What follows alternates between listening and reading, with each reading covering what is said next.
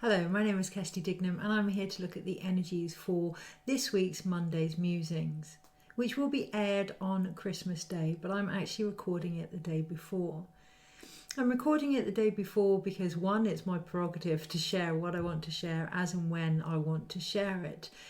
And from that space this week in particular, we will really feel into where our strengths lie if we can just tap into a energy that has almost become hidden, a divine timing for ourselves. Particularly this time of year, right? Everything goes all over the place and becomes a little bit chaotic. But this week we're being really encouraged to sink back down, to root, to ground back into that timing that is right for us. That is an individual thing, and to respect others with that. We are coming to the end of the year. We are coming to ends of many, many cycles. That doesn't always mean that we are ready, willing or able to complete those cycles. Really acknowledging that this week is going to be key before we move forward. There's a real emphasis of looking at what it is we are going to choose to take into 2024, with choice being the optimum word. We only receive that choice if we can take time, take stock and look at what is going on.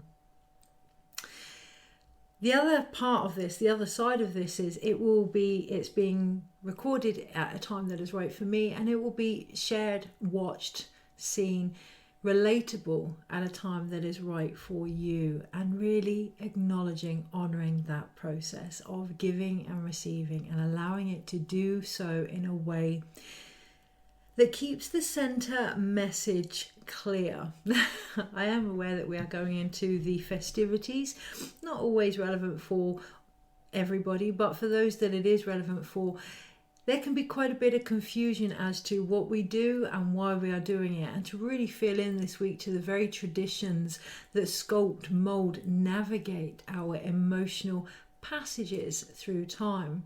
What I'm seeing is a river flowing in and around rocks and merging and moving and adapting, and really honing into that energy this week is going to be key. We do have a full moon in Cancer on Boxing Day. Boxing Day, I have written a blog about it. I will put a link in the comments. Boxing Day, typically since the 17th century, has been known as the day that we would pass gifts to those less fortunate. So a real great time to examine where we may feel as if we are the poor relation, or where we may feel or acknowledge even poor relatability within our lives, and the gifts that can actually bring forward. So for myself, certain aspects that I have ignored in particular the last 4 weeks are really coming to light as I am being encouraged, invited to examine where I could be a little bit more relatable to those aspects of myself, which have included compassion. It's going to be different for everybody, but those things that have been hidden in the background that we have tried to distract ourselves with and celebrate other sides are going to come to light. They're going to come to the metaphorical banquet table and want to be heard and seen this week, in particular with the full moon in Cancer. The best way to do that is to adopt the archetype, not the shadow aspect of that, the protective shell, but the more softer underbelly of the nurturing mother. Cancerian, we're in the season of Capricorn with the sun and the moon is in Cancer. These are the astrological parents, if you will, of the sky. So really nurturing, guiding, being guardians for our bodies, for our emotions. This week is going to be key and come to a pivotal point on Boxing Day with that moment, but also ironically when we tend to meet up with more people and more family. So being aware of that, I see like a skimming stone of the ripple effect of not listening to our body leading up to the full moon in Cancer, and just taking stock, just sideways walking away from situations that may just fuel that up or block the emotional waters here. Our own situations included, our own thoughts and our own beliefs as well.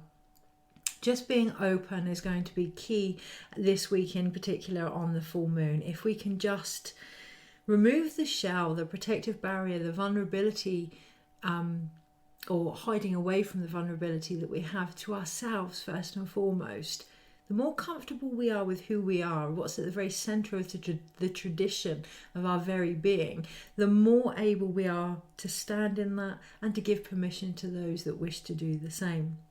Or not. Everything is a choice, of course, and we may have a backwards forwards motion this week with that in ourselves as well, where we're ready to express and we're ready to share, and we do, and we think, oh, I'm not sure I wanted to do that, or we're ready to feel something and we get the answers that we've been seeking for but may not like them.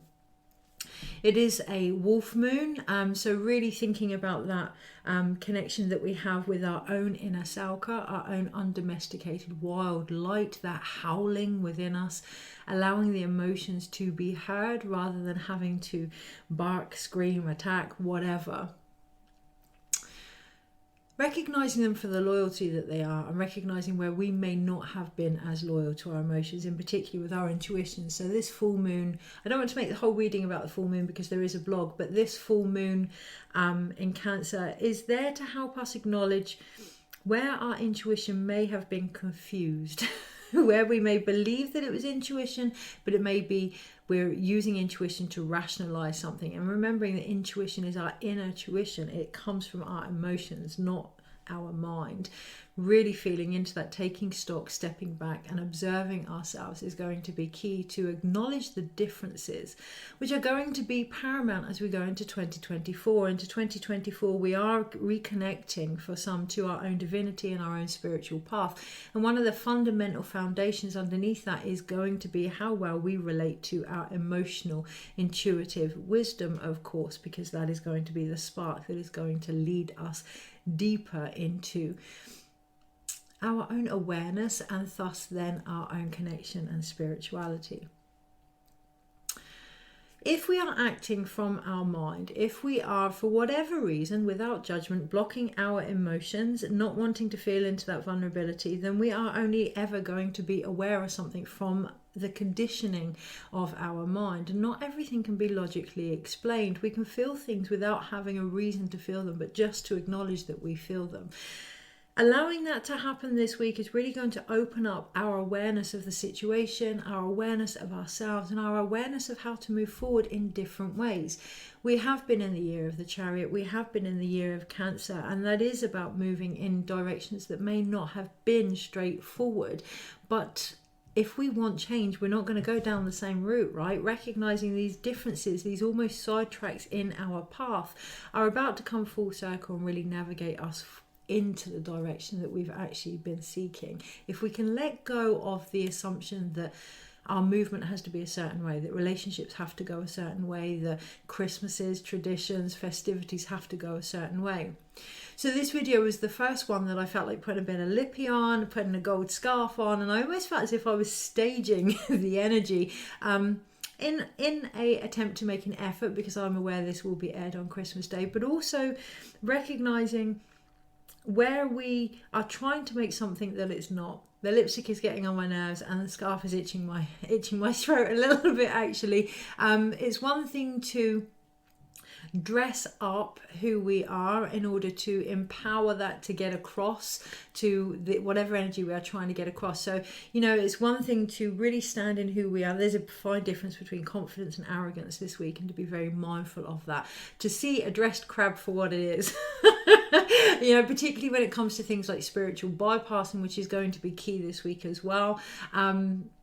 Where people may say, well, this has happened because of this, and this, and almost downplay, ourselves included, what it is we're genuinely feeling, when we may be avoiding our intuitive wisdom because we don't like the answers, we don't want to feel into it, whatever is going on there, where we are dressing the situation up, making it more than it needs to be, a mountain out of a molehill. That's what I really hear. Okay, but also acknowledging in Capricorn season, with the sun in Capricorn, we are training ourselves always to keep that balance, our ability to climb the mountains, the apus, the obstacles within our own subconscious, for the most part within our own conscious or unconscious awareness. However, remembering that the sun highlights a lot of our ego, and the moon brings forth, illuminates a lot of our emotions and wisdom. So finding that fine line, again, difference between confidence and arrogance, standing in who you are doesn't mean you have to shout about it. You are. And the more you can be present in the empowerment of just being who you are and who you are here to be, the less song and dance you have to make about it, really. And looking at that this week, looking at that in particular when it comes to giving and receiving and where that's actually coming from. What are we trying to prove? What is the essence underneath it all? What is the expectation? You know, we like to say that we give without the need to receive, and do we? And I always find this time of year very, very interesting, because it's almost like a foundation to the very beliefs that we have behind reciprocity, behind Ayni, behind the flow of give and take. So, you know, not only does it, for me as I observe Christmas, not only do I get an inkling into what is going on just over those few days, but how that person, or myself in particular, responds to being able to give and take as well. So where are we going with that? Nowhere in particular. It just feels like it's important to recognize that. It's important to recognize the conversations that are going on around us. We may believe that it's just related to the festivities, but there's going to be insights, particularly over this week, that are going to become clearer within the next 6 months. So keeping up 3 months, actually it's 3 months from now until March, springtime. The endings are going to give us insight into the very beginnings that we are trying to bring in, or may want to direct or mold before they happen, particularly in regards to health warnings and things like that this week as well. Keeping an eye on that. You know, information is key, knowledge is power. Feeling into what you sense this week for the, what's the word I want to say? I almost want to say preconceptual care. So for me, that means for the information that we can then use to ensure that we're ready to create what it is we want to create, to ensure that our environment, it can sustain what it is we're trying to create before we unwrap the presents of Christmas, before jumping ahead and thinking about what next year is going to bring. It feels really, really important. She says, as she's going to read the cards. So, okay, if we're going to do that,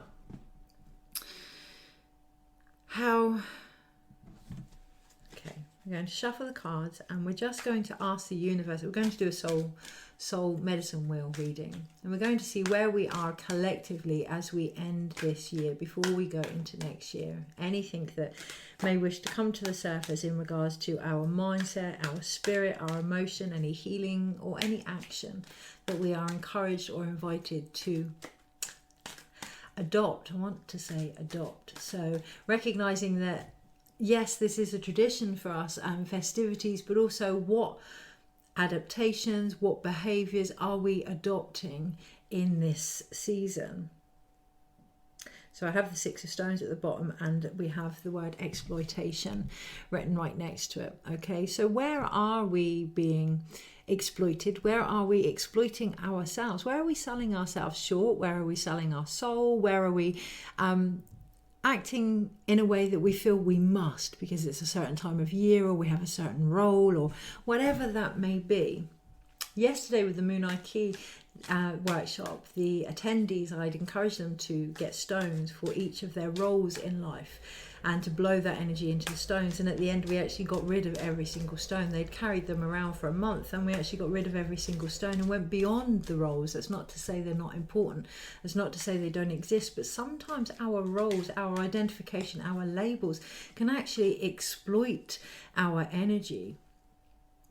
So 8 Vessels here. We have an opportunity to really feel into what those identities mean to us, and whether or not we want to take them forward, and how we choose to rebirth them. Remember, rebirth is not the same birth. It's a rebirth. It's a new birth. Okay, so how are we going to take those energies forward into the next year? By acknowledging where they may be restricting us, where they may not be the foundations we thought they were. And my shoulders have gone up. I feel like a real resistance there. Okay, and we have the moon on the water at the bottom. So come the full moon on Boxing Day, just being open with some curiosity, seeing what is going on around us, allowing that to reflect where we may be, it's all a choice. Okay, it's all a choice. There's no rush, and it has to be in a timing that works for you. But being very mindful that it's that age-old saying, yeah, the thing we resist persists. Okay? Right. Anyway, soul reading. Really feel that in my throat. I really feel almost as if something has gone down the wrong hole, almost like I want to regurgitate. I almost feel like collectively we don't feel ready to move forward, that we want to keep regurgitating these stories until we feel we have been heard. And that's where I get a sensation into my right breast, and it's like a supply and demand. It's like constantly feeding from these stories it's going to produce the same nutrients, and we're not going to be able to grow beyond that. And much as I can 100% relate to wanting to be heard, the question this week really feels like, by whom? Who needs to hear how you feel? Really, truly. Who needs to listen to the stories? Really feeling into that this week. Okay, so we have the King of Cups at the bottom. We have the Heron. A beautiful opportunity to find balance here in our own masculine, in our own actions. A beautiful opportunity here to bring in a new birth. However, how balanced do we feel about that? How ready do we actually feel about that? How strong are we in our own emotional intuition this week in particular? Okay. So at the very centre, what's mind? Feels really important to let things flow, to be open to whatever wants to be seen this week. There are going to be some repetitive messages in the West, in the space of the action, in the space of endings. And Jaguar, we do have rebirth again, and it feels almost as if a continual full circle. We're going to be continually coming back to points of whether or not we want to take this forward, of whether or not we are ready to move forward. It's an ongoing emotional, I want to say the word assault, but that's how it can feel, like an ongoing emotional rigmarole this week. Almost like having the same conversations with the in-laws, and then the children, and then the friends, and then and we have the Eight of Cups here. So what actions are actually needed to ensure that we move forward? At the very centre, we have the Queen of Arrows, we have the Swan, and we have the acknowledgement that comes when we are direct, when we are authentic, when we are aligned to our own mindset, our own body, and our own emotions. It can be beautiful, graceful. Collectively, this is what's being offered, okay? But it is the Queen of Arrows, the Queen of Swords, and that does mean being authentic, being direct, getting to the point, standing in the feminine power, okay, that has embraced the masculine. So the feminine ability to intuitively feel what is going on and then to act on that. That's the difference. I always say it between a psychic and a seer, to see and then to do. Okay, how aligned are our actions to what it is we are seeing, to what it is we are feeling? How direct are we being with ourselves first and foremost, and then what is going on around us collectively? Because there's a real promise of ease and grace there. I've said it before in readings, and again, it does feel like that repetitive message. Why would we avoid an easy life? Question worth reflecting on, especially as we do have the traditions of Christmas, and we do have a lot of hidden stories in regards to sacrifice and pain and the Christ consciousness and light. So really feeling into that. In the space of the north, in the place of the unknown, our mind, our ancestral inheritance, the joy that now needs to come forward in life by embracing Siwa Kenti, the hummingbird, the hero's journey, we have the green man, we have the emperor here. Okay, and I love this card because he's actually blowing his own horn into the whatever it is he's creating. My left ear is just going. We're really going. So really listening intuitively to what it is we are creating by who we are being, by the energy that we are portraying, by the stories that we are telling, by the actions that we are taking here. Normally the Emperor comes with nothing but fire, very fire-based card. But here we do have the Oak King, which is perfect for the solstice. And we do have the fact that in order to be balanced, in order to avoid destruction, burnout, those emotions, they need to be listened to. They need to be heard. They need to be spoken, or more importantly, created with.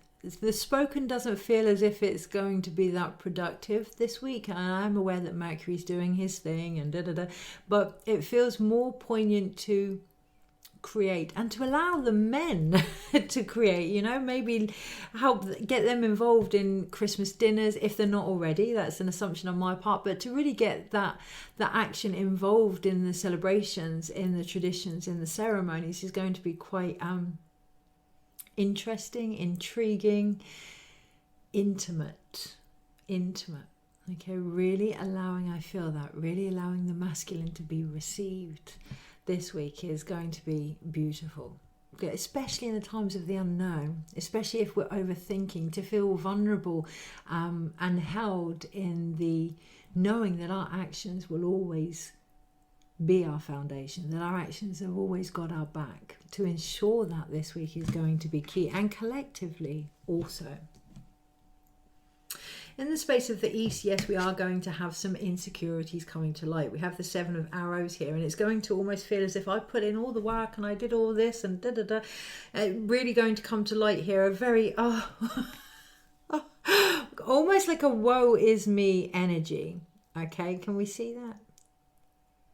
How are we going to be able to focus on that? So let's pull it back, key there, stepping back, bringing it in slowly and focusing, okay? Focusing on where we may feel that.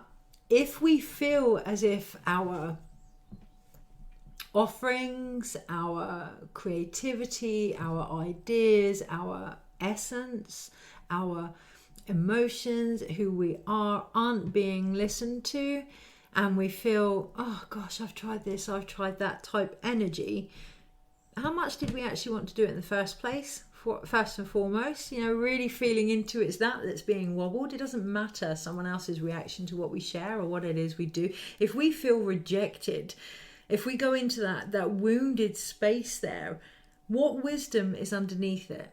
An insecurity in what we offer, an insecurity in who we are, perhaps a feeling of not being good enough. I mean, these are all ideas. These are all ideas that I'm picking up from the cards. They might be relevant, they might not be relevant. The key here is collectively in the space of the East, if we want to release the insecurities, it is about standing firm in what we do know and who we are. And if we're not able to do that, looking at the vulnerability and the rawness underneath that shows us where we may be doubting ourselves.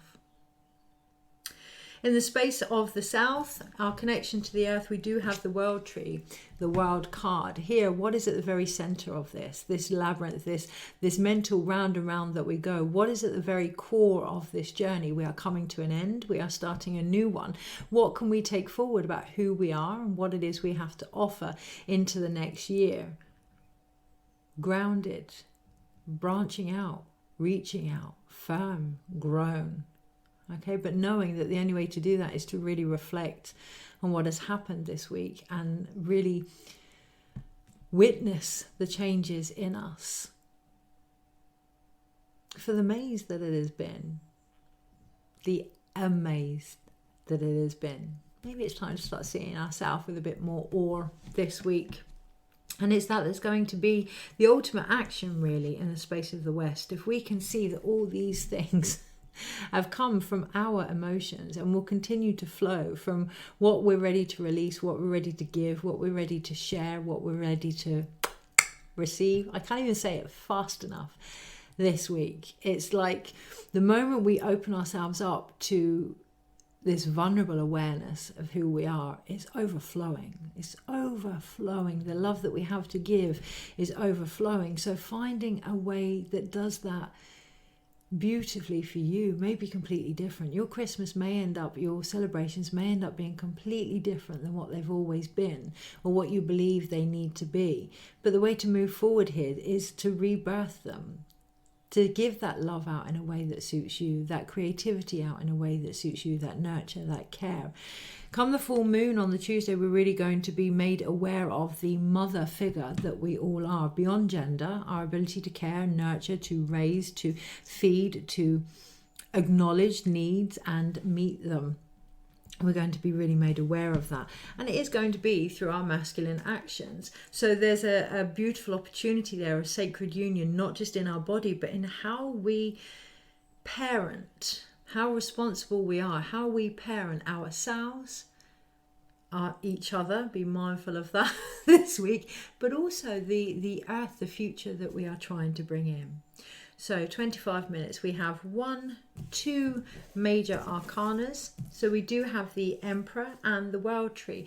There's a real connection there of pausing, letting our actions pause, being okay with that, embodying the more sacred masculine that needs to know that our emotions are ready, that needs to know that as the vessel for whatever it is we are trying to create, we are ready, that can respect that process, that divine timing, that knows that a seed takes as long as it takes to grow, that sometimes we may not see the outcome of something for quite a while, or even in our own lifetime. It's that saying, we plant a seed, we may not always be the ones that sit underneath the shade, or I'm paraphrasing.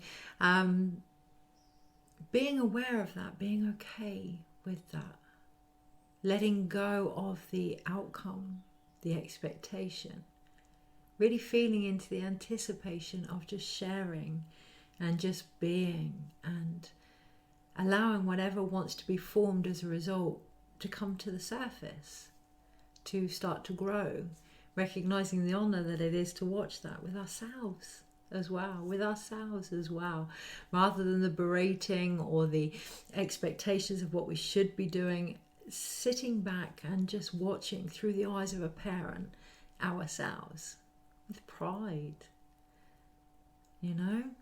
Okay, so we then have 1 cup card, 1 sword card, 2 sword cards, and 2 cup cards. It is in, again, that masculine action of holding space for the feminine, the King of Vessels and the 8 of Vessels, that the rebirth will occur. It is in, I know it's ironic, the busiest time of the year, but allowing time for beauty, for grace, for intimacy, for vulnerability, to have a place at the table, as well as all the festive trimmings and the gifts, presents, to have a place at the table, for the vulnerabilities to have a place at the table also, for conversations that have needed to be opened all year, perhaps to have a place at the table, including insecurities, including grief, including loss, welcoming all these energies in at Christmas. It's a very colourful week collectively, and underneath it all we have the Ace of Cups, the waters of life.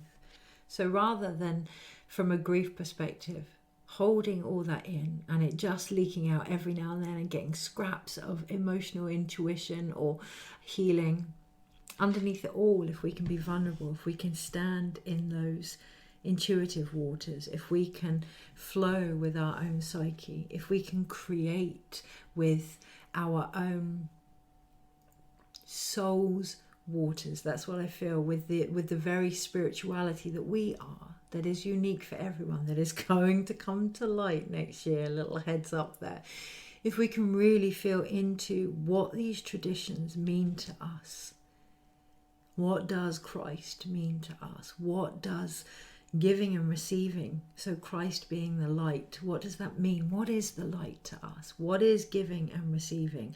What is celebration? What is ceremony? What are these things to us? What is spirituality to us? If we can really feel into that, we will find our own connection to the very waters of life, our own connection to our own creativity, our own spirituality, our own flow, our own heart, our own love, our own divine timing, our own divinity. It's going to take strength, gentle strength and courage. You know, it's going to take balance. It's going to take opening ourselves up to places where we haven't allowed this to occur individually and collectively. It's going to take sovereignty. It's going to take peace. It's going to take truth.